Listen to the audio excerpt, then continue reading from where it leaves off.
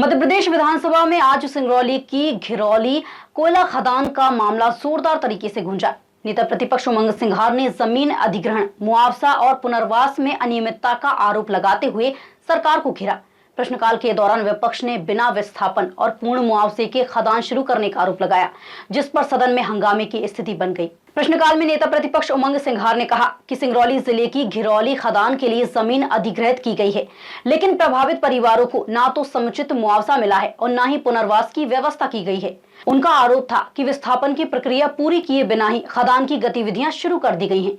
सिंघार ने पूरे मामले की जांच कराकर प्रभावित लोगों को न्याय और मुआवजा देने की मांग की है। बिल्कुल सरकार से हम मांग करेंगे कि इस पे जेपीसी तत्काल बने। अब सरकार, जब आप देख रहे हो कि एक व्यापारी अडानी को लेके किस प्रकार से उसको बचाने के लिए सरकार पूरी तरह लगी हुई है, पूरे मंत्री चुप बैठे हैं, लेकिन कोई बोलना नहीं चाहते। ये अडानी प्रेम आप देख रहे हो, ये मध्य प्रदेश सरकार का, बीजेपी सरकार का। फिर खदान कैसे चालू होगी? बगैर मुआवजा दिए जब तक विस्थापित किए कोई खदान चालू नहीं होती। ये कानून है, ये नियम है। तो कैसे वहाँ इतने लाखों पेड़ कट रहे, कैसे मिट्टी हट रही?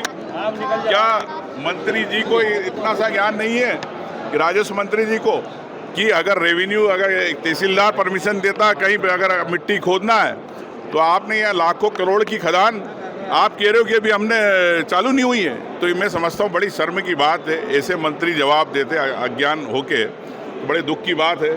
लेकिन हमारी लड़ाई ये है कि वहाँ पे क्या 40 से 50 लाख रुपए आपने, सरकार ने कहा कि हर परिवार को मिलेंगे, नहीं मिल रहे, ज़बरदस्ती भगाया जा रहा, घर तोड़े जा रहे।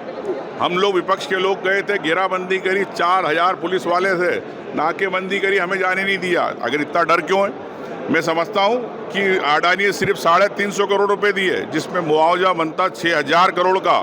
तो 6000 करोड़ रुपए सरकार ने न कंपनी से वसूले, वो खदान चालू करवा दी। हमारी मांग है कि इस पर सरकार को तत्काल जांच कराना चाहिए। और जेपीसी एक पार्लियामेंट है, क्यों भाग रही है सरकार? क्यों आदिवासियों के न्याय की बात नहीं कर रही?